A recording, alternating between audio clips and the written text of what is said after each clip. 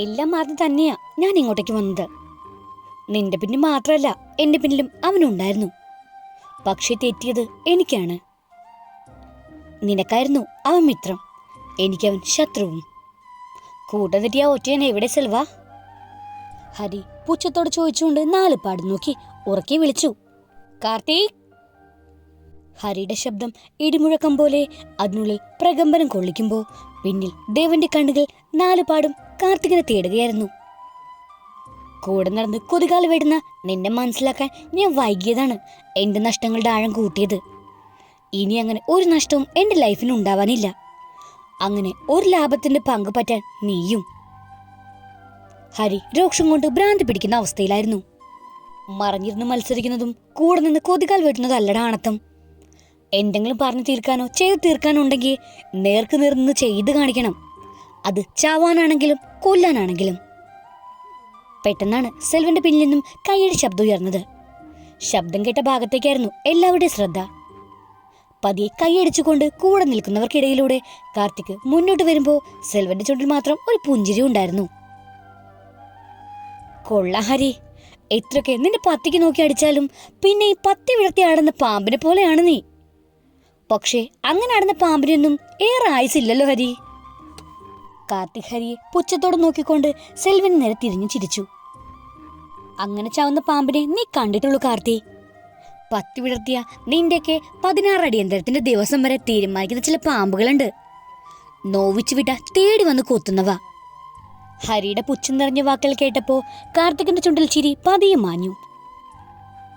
എനിക്ക് വെറുതെ കളയാൻ ഒട്ടും സമയമില്ല ഹരി. നിന്റെ മറ്റവളുടെ ചാവലോട് കൂടി ഞാൻ കരുതി നിന്റെ കാര്യത്തിൽ തീരുമാനമായെന്ന്. പക്ഷെ എന്റെ പ്രതീക്ഷകളെല്ലാം തെറ്റിച്ചത് ആ കള്ളക്കിളവനാ വാസുദേവൻ. അതിനുള്ള ഞാൻ കൊടുത്തിട്ടുണ്ട് അയാൾക്ക്. പക്ഷെ അവിടെ എനിക്ക് തെറ്റി. ചത്തില്ല ആ കിളവൻ. പക്ഷെ ഇന്നത്തോടെ അതും തീരും. സ്വന്തം മോളിങ്ങനെ മാനം പോകുന്നത് കാത്ത് എന്റെ കൂടെ ഇരിക്കുമ്പോ അയാൾക്ക് വരാതിരിക്കാൻ പറ്റുമോ? വരും, കൊണ്ടുവരും ഞാൻ. എന്നിട്ട് ഒരു കൂട്ടബലി ഇവിടെയുണ്ട്. മരിച്ചുപോയ നിന്റെ മറ്റവൾക്ക് ഇച്ചിരി ശാന്തി സമാധാനം കിട്ടാൻ നിന്നെ പിന്നെ ആ കിളവനെയും കൂടി എന്റെ ആവശ്യം കഴിഞ്ഞ ആ പെണ്ണിനെയും കൂടെ ഒരുമിച്ച് അങ്ങ് അയച്ചേക്കാൻ ഞാൻ. അതാകുമ്പോ അവക്ക് മാത്രമല്ല എനിക്കും സമാധാനം കിട്ടും.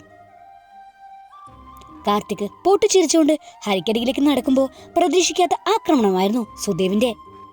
തന്റെ ചുറ്റും നിൽക്കുന്നവരുടെ നെഞ്ചിലേക്ക് കൈമുട്ടു ആഞ്ഞിടിക്കുമ്പോ കൂടി നിന്നവരെല്ലാം അടുത്തേറ്റ് നിലത്തേക്ക് തെറിച്ചു.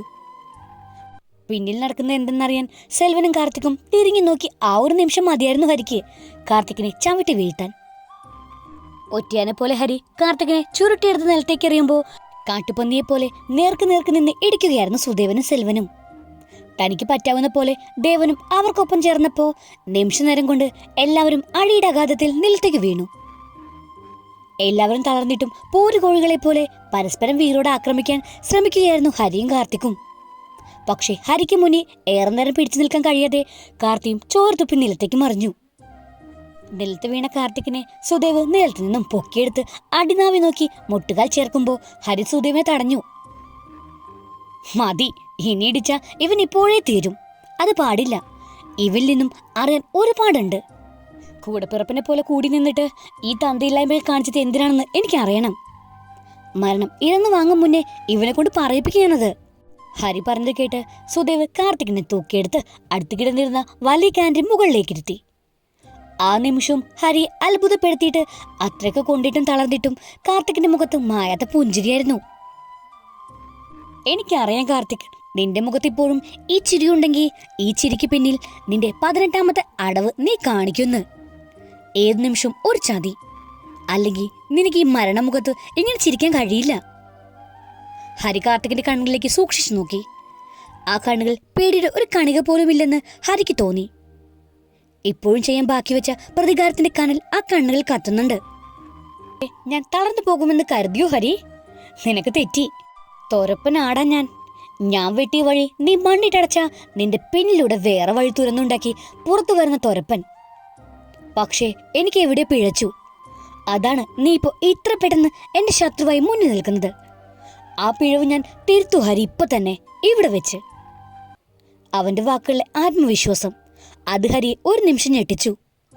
മരണം മുന്നിൽ കണ്ടവന്റെ ഭയമല്ല അവനില്. കൊല്ലാൻ തുനിഞ്ഞിറങ്ങിയവന്റെ കനലുകളാണ് ആ നിമിഷം ഹരി തിരിച്ചറിഞ്ഞു.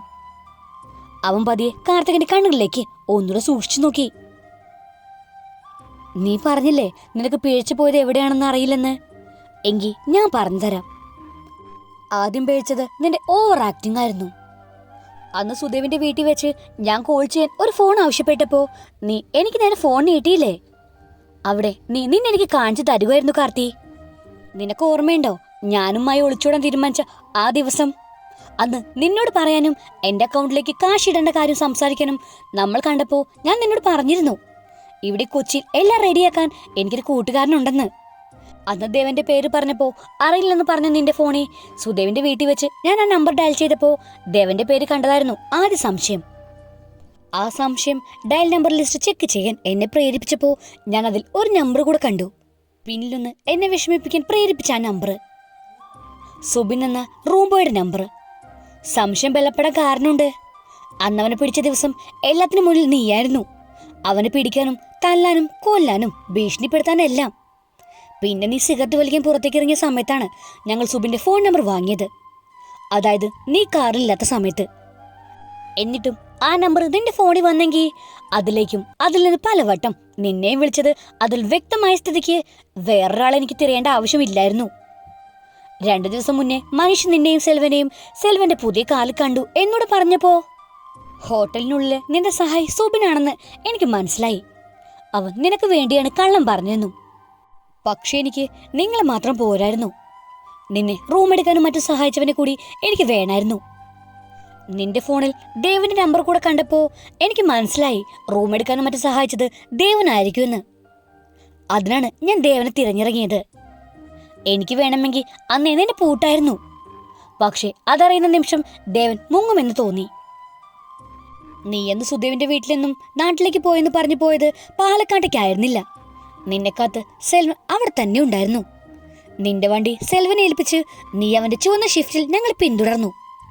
വാസുവേട്ടനിറങ്ങി ഞങ്ങൾ പോയെന്ന് മനസ്സിലായ ആ നിമിഷം നീ വാസുവേട്ടനെ ഇല്ലാതാക്കാൻ വണ്ടി ഇടിച്ചു തെറിപ്പിച്ചു. അവിടെ നിനക്ക് പിന്നെയും തെറ്റിക്കാർത്തി. വാസുവേട്ടൻ കണ്ടത് നിന്റെ വണ്ടി മാത്രമായിരുന്നു. എന്നാ നിന്റെ മുഖം കണ്ട മറ്റൊരാൾ അവിടെ ഉണ്ടായിരുന്നു. എന്റെ കൂട്ടുകാരൻ തിരിച്ചറിഞ്ഞ എന്റെ പെണ്ണ് മായ. വാസുവേട്ടനോട് മാത്രം സംസാരിക്കാൻ കഴിയുന്ന അവള് അയാൾക്ക് ബോധം വരുന്നതുവരെ കാത്തിരുന്നു. വാസുവേട്ടനെ പോലും ഞെട്ടിച്ച് നിന്റെ മുഖം അദ്ദേഹനോട് പറയുമ്പോ ആ കണ്ണുകൾ നിറയുകയായിരുന്നു. ഒരു തുമ്പും അവശേഷിക്കാതെ എല്ലാം അവസാനിപ്പിക്കാൻ ഇറങ്ങിയ നീ നിനക്കുള്ള കുഴി തോണ്ടിയല്ലോ കാർത്തി. ഹരിയുടെ കണ്ടെത്തലുകൾ തന്നെയായിരുന്നു തന്റെ പിഴവെന്ന് കാർത്തി തിരിച്ചറിയുകയായിരുന്നു. പക്ഷെ എത്ര പിഴച്ചാലും ആ പിഴവുകൾ അതിജീവിക്കാൻ വഴികൾ മുന്നിൽ തെളിഞ്ഞു നിൽക്കുമ്പോ ഭയമേന്ദ്രൻ ചിന്തയിൽ അവൻ ചിരിച്ചു. ശരിയാ ഹരി, എല്ലാം ചെയ്തത് ഞാനാ. ഇനി അതൊക്കെ ഞാൻ എങ്ങനെ ചെയ്തു, അതൊക്കെ ചെയ്തത് എന്തിനാണെന്ന് നിനക്ക് അറിയണ്ടേ? പറയാം, അതൊക്കെ നീ അറിയണം. അപ്പോഴേക്കും ആ കിളവനെയും കൊണ്ട് അവനിങ്ങ് വരും. പിന്നെ നിങ്ങൾക്കൊക്കെ അന്ത്യകൂതാശ തന്ന് യാത്ര പറഞ്ഞിട്ട് വേണം എനിക്ക് നാട്ടിലേക്ക് പോവാൻ. എന്റെ കൂട്ടുകാരന്റെ ബോഡി വാങ്ങാൻ ഞാൻ വേണ്ടേ അവിടെ? കാർത്തിക് പൊട്ടിച്ചിരിച്ചു. ആ ചിരിക്ക് മണത്തിന്റെ മണമുണ്ടായിരുന്നു. പതിയവൻ പറഞ്ഞു തുടങ്ങി, ആരുടേക്കോ മരണസമയം കുറിക്കാൻ എന്നവണ്ണം. ഈ സ്റ്റോറിയുടെ ബാക്കി കേൾക്കാൻ നിങ്ങൾക്ക് താല്പര്യമുണ്ടെങ്കിൽ സബ്സ്ക്രൈബ് ചെയ്ത് സപ്പോർട്ട് ചെയ്യുക. കൂടുതൽ തന്നെ ബെല്ലൈക്കണും പ്രസ് ചെയ്യാൻ മറക്കരുത്. Thank you.